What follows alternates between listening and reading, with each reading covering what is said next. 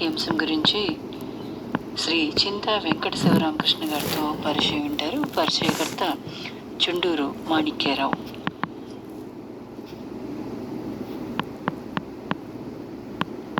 ఈరోజు అంతర్జాతీయ నృత్య దినోత్సవం సందర్భంగా, అంటే ఇంటర్నేషనల్ డ్యాన్స్ డే సందర్భంగా మనకి ఆంధ్రదేశంలో ప్రాశస్త్యం పొందిన కూచిపూడి నాట్యం గురించి, అందులో ప్రావీణ్యత సంపాదించి ఎందరో శిష్యులను తయారు చేస్తున్న శ్రీ చింతా వెంకట శివరామకృష్ణ గారు, ఆయన పూర్తి పేరు చింతా వెంకట శివరామకృష్ణ కుమార్ గారు, అందరూ శివరామకృష్ణ గారు అంటారు. వారిని అడిగి ఈ కూచిపూడి నృత్యం పుట్టుపూర్వోత్తరాలు, వారి కుటుంబ నేపథ్యం, శిష్యులు తయారు చేసే పరంపరలో ఇత్యాది విషయాలన్నీ వారిని అడిగి తెలుసుకుందాం. నమస్కారం శివరామకృష్ణ గారు. నమస్తే అండి. సార్, మీరు కూచిపూడి నేపథ్యం చెప్పే ముందు మీ కుటుంబ నేపథ్యం. సంప్రదాయ కూచిపూడి నృత్య కుటుంబంలో పుట్టినటువంటి నేను, అంటే చింతావారి వంశంలో మా ముత్తాత గారు, తాతగారు, అలాగే అందరూ కూడా ఈ నృత్యం మీదే ఆధారపడి వారి జీవనాన్ని సాగించారు. నాట్య కళని యావత్ భారతదేశం అంతటా ప్రచారం చేశారు. వారి యొక్క ప్రతిభతో మా ముత్తాత గారు అయినటువంటి శ్రీ చింతా వెంకటరామయ్య గారు యక్షగాన పితామహులుగా ఖ్యాతిగాంచారు. మీ తాతగారి తర్వాత మీ నాన్నగారు కూడా అదే వృత్తి. ముత్తాత గారి తర్వాత చింతా కృష్ణమూర్తి గారు, చింతా రామూర్తి గారు, తర్వాత పరంపరలో కూడా మేము కూచిపూడి నాట్యాన్ని ప్రచారం చేస్తూ జీవితం. స్వగ్రామం కూచిపూడి అండి. ఓకే. ఇప్పుడు చాలా మంది డాన్స్ అనగానే సంప్రదాయ నృత్యం కాకుండా ఇతర నృత్యాలు కూడా, అంటే ఇతర డాన్సులు కూడా చేస్తూ ఉంటారు. మనకి ఆంధ్రదేశంలో మనకి పేరు ప్రఖ్యాతులు ఉన్న నృత్యం కూచిపూడి నృత్యం. అవునండి. ఈ కూచిపూడి నృత్యంలో చాలామంది ఊరికే స్టేజ్ పెర్ఫార్మెన్స్, ఆ వేదిక మీద 2 రోజులు డాన్సులు వేసేసి లేకపోతే ఆ ప్రారంభ గీతాలు పాడేసి వదిలేస్తూ ఉంటారు. మీరు మాత్రం దానిలో గ్రాడ్యుయేషన్, పోస్ట్ గ్రాడ్యుయేషన్ కూడా చేసి గోల్డ్ మెడల్ పొందారు. తర్వాత గవర్నమెంట్ ఆఫ్ ఇండియా హెచ్ఆర్డి వాళ్ళ ఫెలోషిప్ కూడా పొందారు. దీనిలో కొంత మీరు చాలా కృషి చేశారు. అవునండి. అకాడమిక్గా కూడా దీన్ని మీరు వృత్తిగా ఎంచుకున్నారు. ఈ వివరాలు కొంచెం విద్యార్థులకి తెలియజేయండి సార్. నేను పుట్టి పెరిగిందంతా కూచిపూడి గ్రామం. నేను పుట్టి పెరిగిన దాదాపుగా 10th క్లాస్ వరకు నేను కూచిపూడిలోనే సిద్ధేంద్ర కళాక్షేత్రం అక్కడే చదువుకున్నాను. అక్కడే నృత్యం నేర్చుకున్నాను 15 సంవత్సరాల తర్వాత విద్యాభ్యాసం కోసం విజయవాడ రావడం జరిగింది. ఇంటర్మీడియట్, డిగ్రీ, బీఎస్సీ పూర్తి చేశాను. అదే లైన్లో డ్యాన్స్ నేర్చుకుంటూ చిన్నప్పటి నుంచి కూడా వస్తున్నటువంటి ఆ నృత్య కళని ఎక్కడా కూడా భగ్నం కలిగించకుండా చక్కగా ఉత్తమ గురువుల దగ్గర శిక్షణ పొంది నాట్యాన్ని ప్రచారం చేస్తూ సర్టిఫికేట్, డిప్లొమా, ఎంఏ ఇలా కూచిపూడిలో వివిధ భాగాలకు సంబంధించి పోస్ట్ గ్రాడ్యుయేషన్ చేసి తెలుగు యూనివర్సిటీ ద్వారా గోల్డ్ మెడల్ సంపాదించాను. అలాగే హెచ్ఆర్డి ఫెలోషిప్, రీసెర్చ్ బేసిస్ మీద జూనియర్ ఫెలోషిప్ ఒకటి పొందాను. HRD fellowship. ఈ విధంగా హెచ్ఆర్డి ఫెలోషిప్ ఎంతకాలం ఇస్తారండి? ఎంత ఇస్తారు? అది 2 సంవత్సరాలు. ఆ 2 సంవత్సరాల్లో వాళ్ళు స్టైఫండ్ ఇస్తారు. దాని రీసెర్చ్ బేసిస్ మీద మనం వాళ్ళకి ఇన్ఫర్మేషన్ ఢిల్లీకి పంపించాలి, సెంట్రల్ ఆఫీస్కి. ఫర్ మంత్ మీకు ఇచ్చే ప్రయాణం అండి. 6 months ఒకసారి ఇస్తారు. మనం వాడిని పర్ఫెక్ట్గా మనం ఇచ్చే సబ్జెక్ట్ని వాళ్ళకి ఏదైతే మనం ఇచ్చామో దాన్ని మనం ఫుల్ఫిల్ చేసి పంపించాలి. ఓకే. మీరు ఈ వృత్తిలోకి వచ్చిన తర్వాత నేను ఈ అంశం బాగా ప్రదర్శించాను, నాకు తృప్తినిచ్చింది అనే అంశాలు అంటే చిన్నప్పటి నుంచి, ఉదాహరణకి భక్త అంబారీష్ కానీ, వెంకటేశ్వర వైభవం కానీ, శకుంతల, ఇలా చిన్నప్పటి నుంచి కూడా నాట్యం మీద అధిక మక్కువ ఉండటం వల్ల చదువులో కూడా బాగా ప్రథమ స్థానంలో ఉండేవాడిని. 10th క్లాస్లో నేను స్కూల్ ఫస్ట్, జిల్లా ఫస్ట్ ఈ స్థానంలో ఉండేవాడిని. అయినా కూడా ఈ నాట్యాన్ని మరి భగవంతుడి దయ వల్ల ఆ నాట్యం మనకు అబ్బింది. ఎందుకంటే మనకి తాత ముత్తాతల కాలం నుంచి ఉన్నటువంటి ఆ పరంపర మనకి అంటడం వల్ల సంగీతంలో కానీ అటు నాట్యంలో కానీ కూడా మనం ప్రావీణ్యత తక్కువ సమయంలో సంపాదించగలిగాం.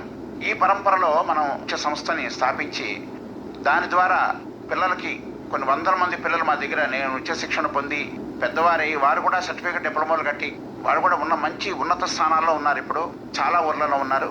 తర్వాత ఇంతకీ తృప్తి పడకుండా కొత్త అంశాలను తయారు చేస్తూ ఇప్పుడు అన్నమాచార్య కీర్తనలు, రామదాస్ కీర్తనలు ఒక మూస ధోరణిలో కాకుండా పాత పద్ధతి నుంచి కొంత మార్పు తీసుకొస్తూ జనానికి అర్థమయ్యే రీతిగా, జనానికి ఇష్టమయ్యే విధంగా వాటిని తయారు చేస్తూ అనేక వెస్టర్న్ నృత్యాంశాలను తయారు చేస్తూ దాని పరంపరగా నృత్య రూపకాలను కూడా మా సంస్థ ద్వారా తయారు చేశాము. అలాగే కంసవధ, భక్త అంబరీష, కీచక వధ, బుద్ధ సందేశం, శ్రీ వెంకటేశ్వర వైభవం, ఇలాగా ఒక 5-6 నృత్య రూపకాలని మా సంస్థ ద్వారా తయారు చేసి ప్రముఖ పాత్రలు పోషించాను. కంసుడిగా, అలాగే దుష్యంతుడిగా, బుద్ధుడిగా, కీచకుడిగా, ఇట్లాగా ఏ పాత్ర వేసినా కూడా ప్రధాన పాత్రతో మనం భారతదేశం అంతటా కూడా మన నృత్య రూపకాలు మా సంస్థ ద్వారా ప్రచారం చేశాం. శివరామకృష్ణ గారు, మీ నేపథ్యం, మీరు చదివిన చదువు, మీ సంస్థ, మీరు చేస్తున్న పనులు ఇవన్నీ ఓకే. అసలు కూచిపూడి నృత్యం పుట్టుపూర్వోత్తరాలు ఇవి క్లుప్తంగా చెప్పండి. డ్యాన్స్తో సంబంధం లేని వారికి, అంటే నృత్యంతో ఊరిని కూచిపూడి నృత్యం అంటే ప్రారంభ గీతాల దగ్గర విని వెళ్ళిపోయే వాళ్ళం మినహాయించి దాని పుట్టుపూర్వోత్తరాలు చాలామందికి తెలియదు. దాన్ని క్లుప్తంగా చెప్పండి. భారతదేశంలో సుమారుగా 10 నుంచి 12 వివిధ నృత్య రీతులు ఉన్నాయండి. వాటిలో ప్రముఖ స్థానం వహించింది కూచిపూడి నృత్యం. ఓకే.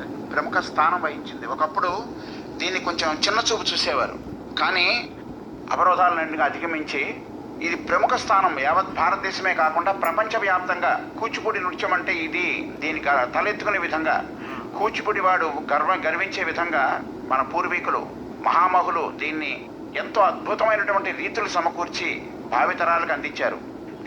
ఈ సుమారుగా దీనికి 2000 సంవత్సరాల చరిత్ర ఉందండి. కూచిపూడి నృత్యానికి 2000 సంవత్సరాల చరిత్ర. ఆ 2000 సంవత్సరాల నుంచి కూడా కూచిపూడి ఏ విధంగా అభివృద్ధి చెందింది. ఎవరండి ప్రారంభకులు? అంటే కూచిపూడి ఆంధ్రదేశంలో 2000 సంవత్సరాల పూర్వం నుంచి నృత్య కళ అభివృద్ధిలో ఉంది. అది క్రీస్తు శకం శాతవాహనుల కాలంలో అనేక రాజులు దీన్ని పెంచి పోషించారు, ఈ నృత్య కళని. ఇలాగా పరంపరాభివృద్ధిగా ఈ నృత్య కళ అభివృద్ధి చెందుతూ ఎంతో వైవిధ్యభరితంగా మనుషులు గురువులు మారుతున్నప్పుడల్లా వారి యొక్క వైవిధ్యభరితంగా దాన్ని మార్పులు చేర్పులు తీసుకొస్తూ అనేక గ్రంథాల్లో కూడా 2000 సంవత్సరాలకు ముందు నుంచే ఈ కూచిపూడి నృత్యం ప్రాచుర్యంలో ఉంది. ఇప్పుడు ఇందులో వచ్చిన సంస్కృత రూపకాలు ఏమేమిటండి? ఏమన్నా బాగా ప్రాచుర్యం ఉన్నవి అంటే 2000 సంవత్సరాల నుంచి ప్రారంభమైనటువంటి ఈ నృత్య కళ శాతవాహనులు, అలాగే శ్రీకృష్ణదేవరాయల కాలంలో వీర నరసింహరాయలు, వీరి కాలాల్లో వారి యొక్క పరిపాలనా విధానంలో నృత్య కళని ఎంతో అభివృద్ధి పరిచారు. అదే విధంగా కూచిపూడి వారు కూడా వారి యొక్క ప్రతిభని బయటికి తీయటానికి ఎన్నో చక్కని ప్రదర్శనలు చేశారు. ఉదాహరణకి క్రీస్తు శకం 1505 నుంచి 1509 వరకు వీర నరసింహరాయలు అని చెప్పి విజయనగర సామ్రాజ్యాన్ని పరిపాలించినటువంటి వీర నరసింహరాయలు, వారి ఆస్థానంలో సంబెట గురువరాజు అని ఒక సామంతుడు, అతను పరమ క్రూరమైనటువంటి వ్యక్తి. అతని యొక్క అకృత్యాలని కూచిపూడి వారు ఏ విధంగా ఒక నృత్య అంశం రూపంలో, ఒక నృత్య కేళిక అంటాం దాన్ని, అంటే ఒక డ్రామా, ఆ డ్రామా తీసుకువెళ్ళి వీర నరసింహ ఎదుట ప్రదర్శన చేశారు. ఆయనకు అర్థం కాలేదు, ఏమిటి ఇది అని అడిగారు వారు. అడిగితే మీ సామంతుడైనటువంటి సంబెట గురవరాజు చేసే అకృత్యాలని మేము మీ ముందు ఉంచడానికి మేము ఆ పాత్రలను మేము ధరించి మీ ముందు ప్రదర్శన చేశాము సార్ అని చెప్పేటప్పటికి ఆయన అదిరిపోయి ఆ సంబెట గురవరాజుకి తక్షణం ఉరిశిక్ష విధించాడు. అదే మన కూచిపూడి వారు సాధించినటువంటి ప్రథమ విజయం. అంటే కూచిపూడి నాట్యానికి ఎంత ప్రాధాన్యత ఉన్నది అనేదానికి ఇది ఒక ప్రథమ ఉదాహరణ. అలాగే శ్రీకృష్ణదేవరాయల కాలంలో కూడా ఆయన శ్రీకాకుళం సందర్శనకు వచ్చినప్పుడు కూచిపూడి వారి నృత్య రీతిని అద్భుతంగా, వారి యొక్క రీతిని చూసి ముగ్ధ మనోహరంగా భావించి శ్రీకృష్ణదేవరాయలు వీరందరినీ హంపి తీసుకెళ్లి కూచిపూడి నృత్య కళాకారులందరినీ అక్కడ నాట్యశాలను నిర్మించి అనేక నృత్య